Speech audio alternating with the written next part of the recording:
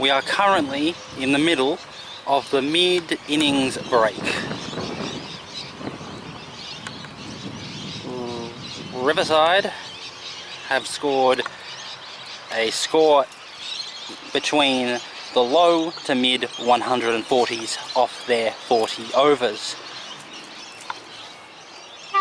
Diamond Creek are about to begin their run chase to try to chase down these runs. You are watching the Channel 8 24-hour sports network, delivering you sports content from around the world on a continuous basis. No one can compare to our sport mania. We'll catch you back when the second innings begins.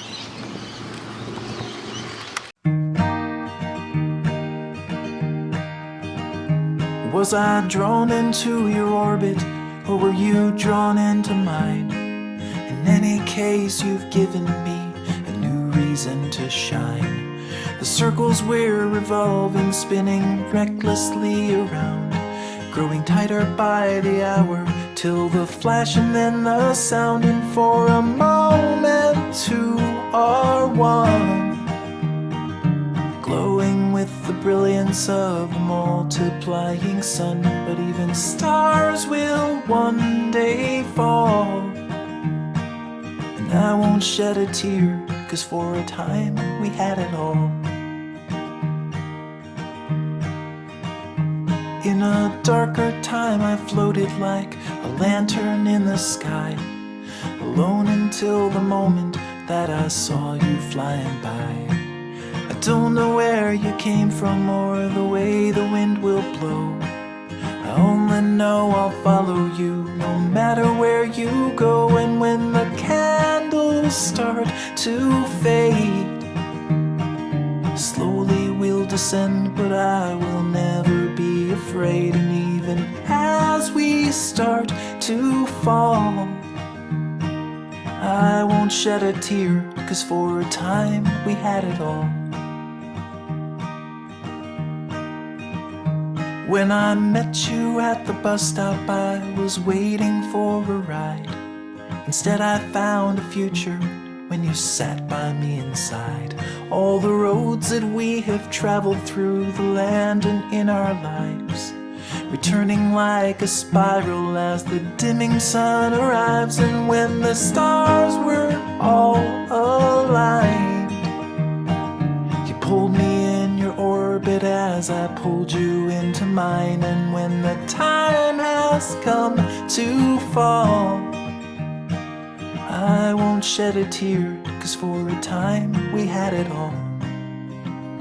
For a time we had it all.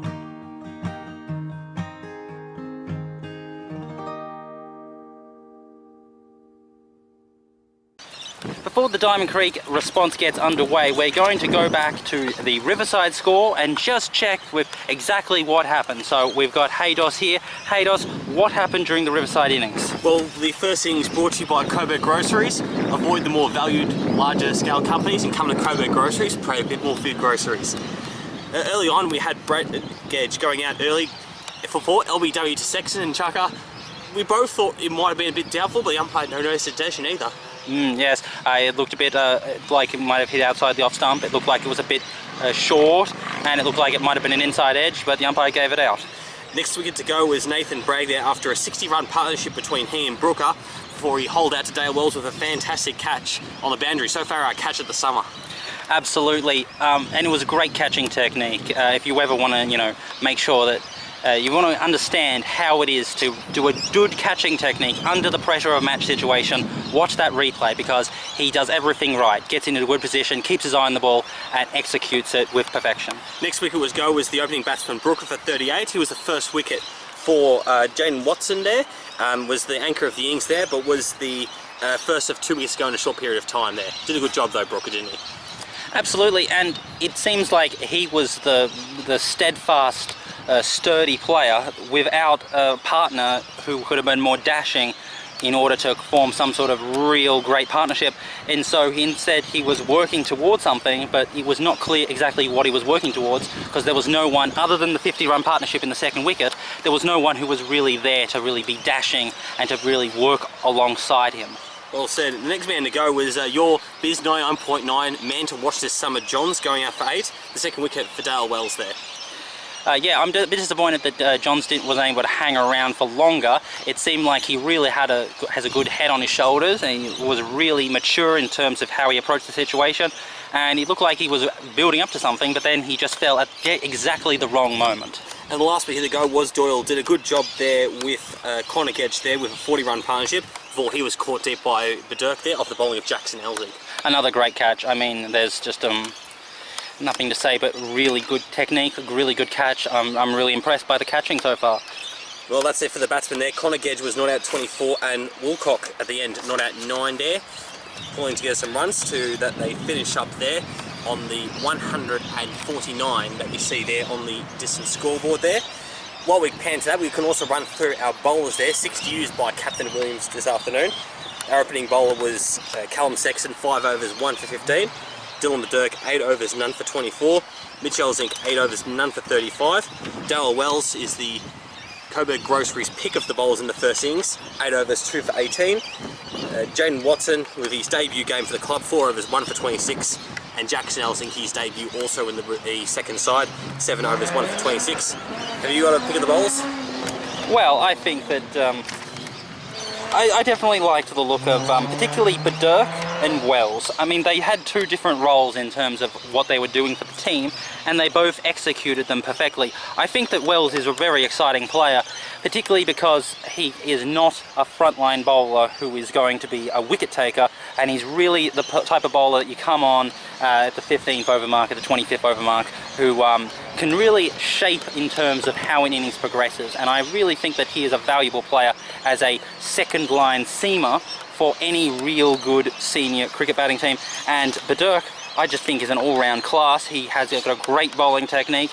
He bowled almost no, awful balls, and so he just really knows his craft. And I think he's really, he has got a great future ahead, because opening the bowling with him and then bringing him back on means that he can bowl in good work in all conditions and all situations, which means that there's never going to be a situation where he could become isolated and he could become really vulnerabilized by an aggressive batting side. That's very well said there. So with a combination of that and 13 extras, Riverside finishing compulsory closure of 5 for 149. So for you mathematicians at home, that means Diamond Creek require 3.75 runs per over in their conquest for 150 runs this afternoon.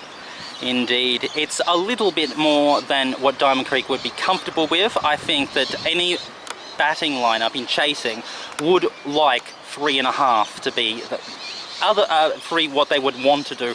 Anything more than 3.5 really gets into that territory of discomfort, because you know that anytime there is a maiden bowled, the run rate will increase towards that 4 region, which is very frustrating, because 4 is a lot of runs to score, especially on a ground like this.